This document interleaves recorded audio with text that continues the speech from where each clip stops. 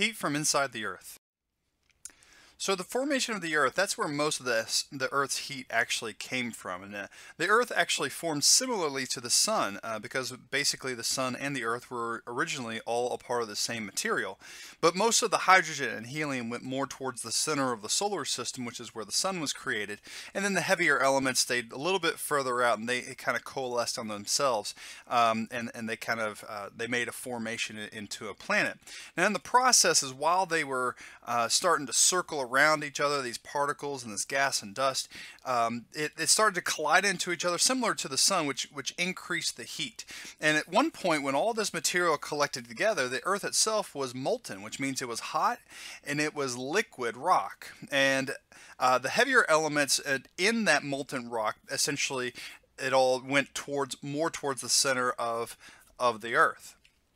And then the Earth has been cooling off ever since, but it had a lot of heat at which it began with, and it's taken a really long time for it to cool off. Now, just like anything else you can think of, like if you have some really warm cheese, that's a liquid, and then you let it sit there for a while, what's going to happen is the top layer of that cheese is going to be the first thing that gets hard. And that's the same thing that's essentially happened to the Earth. Originally it was all liquid, but then after it cooled off for a while, the top layer became hard, and that's what we call the crust of the Earth.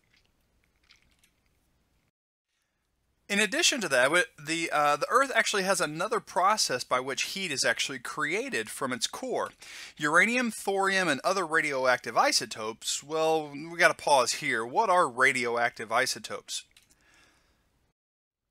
Well, if you've taken a chemistry class, you may have seen that sometimes the nucleus of an atom will actually get so big that the nuclear forces that hold the nucleus together aren't strong enough to hold it anymore. So the nucleus will naturally, what's referred to naturally decay or break apart. And in that process, it'll actually release heat. This is referred to as radioactive decay or nuclear fission, and radioactive isotopes actually do this. So basically we're talking about this process of fission where particles or where nuclei will break apart, and in the process they send out heat, and the two particles become a little bit more stable than the entire thing was before. So in the formation of the Earth, we had these particles that were these elements of like uranium and thorium and other things that have come towards the Earth and kind of went towards the center, and they are naturally going through nuclear fission and creating heat in the process. So uranium, thorium, and other radioactive isotopes naturally decay, which is called fission, and then they produce heat in that process. Now the heat transfers by conduction in the core, but from there, where does it go? Well, before we can really talk about where it goes, we have to talk about what the Earth looks like on the inside. It's pretty obvious that the center is the core, but what's after that? What's above that? So in addition to the core, we have the, first of all, the inner core and the outer core. The inner core is solid while the outer core is liquid. And the rationale for that is because there are actually two things that cause material, whether it's solids, liquids, or gas, to be in those states. And those two things are temperature and pressure. And they're kind of opposite from each other. So the higher the temperature, material will go from a solid to a liquid to a gas. But when it comes to pressure, the higher the pressure, it'll go from a gas to a liquid to a solid. So if you look at the Earth right here, at the top we have the crust, and in the middle we have the mantle, and then we have the outer core and the inner core. Because the core is so hot, the outer part is a liquid because there's a lot of pressure down there, but there's even more heat, so it remains a liquid. But on the inner core, there's so much pressure that it overcomes the amount of temperature that it has, and then it's a solid because of that. Now when it comes to the mantle, it's a little bit of a debate on whether it's a solid or a liquid. It's pretty solid, but it still moves. So if you've ever seen a really old church that has some stained glass windows in it, and I'm talking about a church that's hundreds of years old, then you may see the stained glass window is a little bit thicker on the bottom than it is on the top. And what that means is that gravity has actually pulled some of that glass down towards the bottom. Now, you wouldn't call glass a liquid, but it does still, over years, kind of move. Well, that's similar to what actually happens in the mantle. The mantle heats up because of the outer core, and it moves by convection currents, but the amount that it moves every year is really, really slow. And then the top layer of the mantle is actually a part of, well, it's not a part of it. It's a part of the mantle, but it moves along with the crust. And those two layers right there, the top part of the mantle and the crust, are actually called the lithosphere because they move as the mantle produces convection currents, which is something we'll talk about in a little bit. So the outer core is going to be 2,900 kilometers down from the surface. The inner core is 5,100 kilometers from the surface, and the center of the Earth is about 6,400 kilometers from the surface of the Earth. Additionally, the surface of the Earth has two parts to it, two types of crust. You got your oceanic crust, which tends to be a little bit more dense and thinner part of the crust that has conveniently our ocean over it. But then you have the continental crust as well, that's thicker and not as dense as your oceanic crust.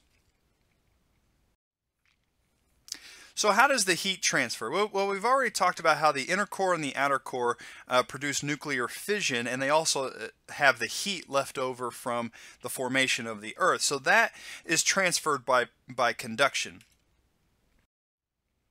Then that heat gets transferred into the mantle. Now, this is most of the mantle because the top layer of the mantle is actually a part of is attached to the crust, and those two together, called the lithosphere, those will move together. So most of that mantle, the rest of the mantle left over, has what's called a convection current. It has that heat that's rising upward, and then as it cools, it comes back down and makes this current going around. So the convection from the outer core will heat up and cause the material to go up and come back down.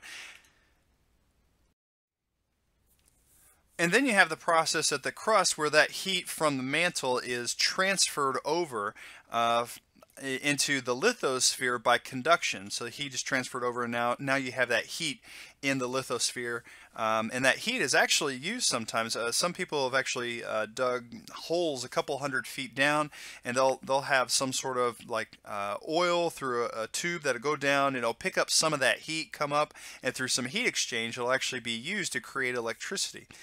So the Earth itself does provide enough heat that we can actually use that in order to create electricity. It's a renewable resource that's possible to use. So the entire process is essentially this. In the inner core, we have conduction by that heat left over from the original formation of the Earth, as well as from nuclear fission. And then the second step is basically most of the mantle takes that heat, and by convection it raises it up to the surface, to the lithosphere, where then it releases some of that heat over by conduction, and then that will heat up the Earth, the surface of the Earth.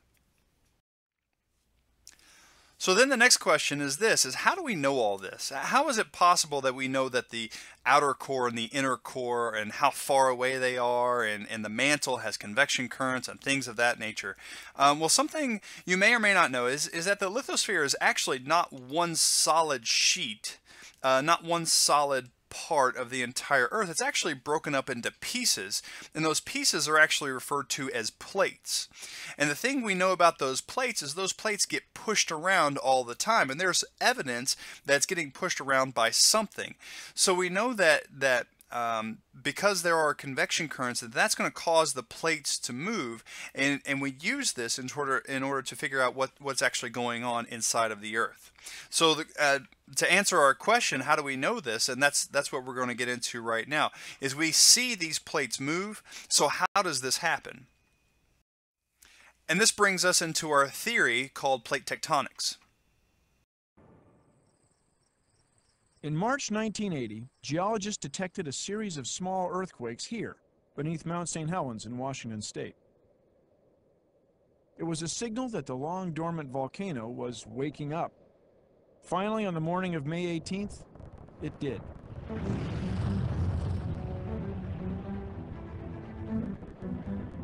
Mount St. Helens erupted with a force 500 times the atomic bomb that was dropped on Hiroshima. A cloud of hot ash roared 15 miles into the atmosphere.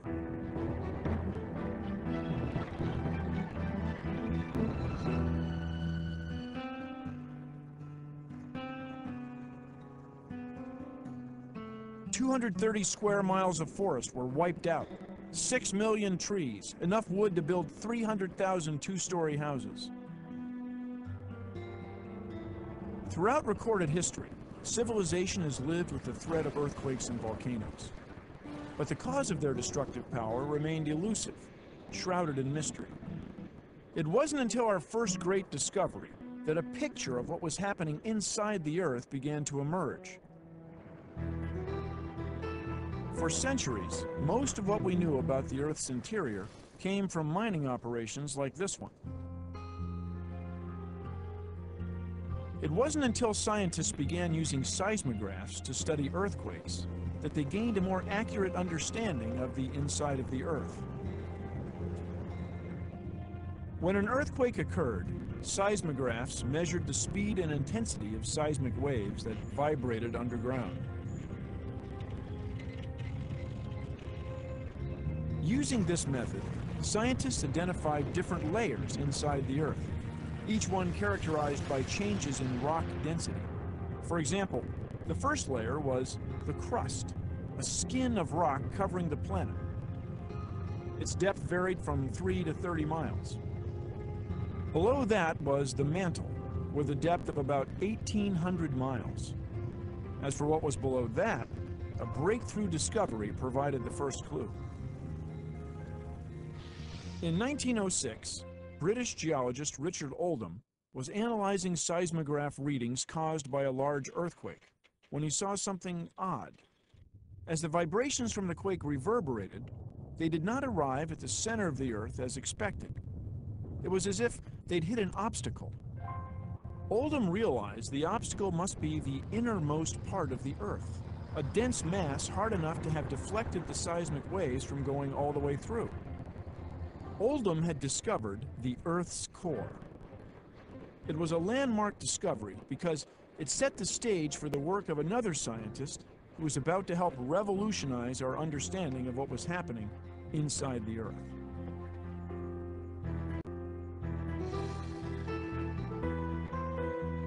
With Oldham's discovery, many believed the picture of the Earth's core was complete. But in the early 1930s, Inge Lehmann wasn't so sure. Lehmann was a Danish seismologist who worked extensively in Denmark and Greenland, studying the velocity of seismic waves from earthquakes. In 1936, she was analyzing the seismic waves from an earthquake that had occurred several years earlier. Seismological stations around the world had made recordings of the same quake. By comparing their readings, Lehmann calculated that as the seismic waves had passed through the Earth's core, there was a change in their velocity, as if they had encountered another boundary of some kind. Then it occurred to her. Something was missing from the accepted structure of the Earth's interior. The Earth didn't just have one core, it had two. The core that Lehmann had found was the Earth's inner core. Today, through precise seismic measurements, we know that it's made of solid iron. Solid because gravity at the center of the Earth creates a pressure 3 million times the pressure it exerts on the surface. The core that Richard Oldham had discovered turned out to be the Earth's outer core. It's made of liquid iron and other elements, a hot churning mass that generates electric currents, which in turn create the magnetic field that protects the Earth from dangerous cosmic radiation. Together, the two cores that Oldham and Lehmann discovered form a massive structure over 4,000 miles in diameter, slightly larger than the planet Mars. At the center of the core, the temperature can be as high as 13,000 degrees Fahrenheit, which is 2,000 degrees hotter than the surface of the sun. To get a better understanding of what we've learned from the discovery of the Earth's two cores, I caught up with Dr. Katherine Johnson, a professor of geophysics doing field research at a mine location in Southern California. What made the Earth hot in the first place? The Earth's original heat actually came from how the Earth formed. It formed through collisions of smaller bodies, we call them planetesimals. The collision of those bodies released huge amounts of heat that gave Coming the Earth from its... astronomical distance. That's right, just crashing into each other and turning all their kinetic energy into heat. And so that heat's still here. And that heat is still here. There's also heat that was released actually during the formation of the Earth's core. So all these bodies came together, they're rocky, they have bits of metal in them. That metal settled within the Earth to Gravity. form gravity, just by gravity. But the change in its gravitational energy going from near the surface of the Earth to falling to the center actually also released a lot of heat. Why hasn't the Earth cooled off? It hasn't cooled off because it actually cools very slowly. That seems perhaps surprising given how hot it is, but its original temperature was very, very hot, and so it takes the Earth is massive, so it takes a long time for it to cool. That's why smaller planets like Mars, even smaller planetary bodies like the Moon, have pretty much cooled off. But here on Earth, the cooling off of the planet is perhaps billions of years away, thanks to the intense heat of the core, which acts as a kind of natural furnace. What Oldham and Lehman didn't know was what else the furnace was capable of. And that's our next great discovery.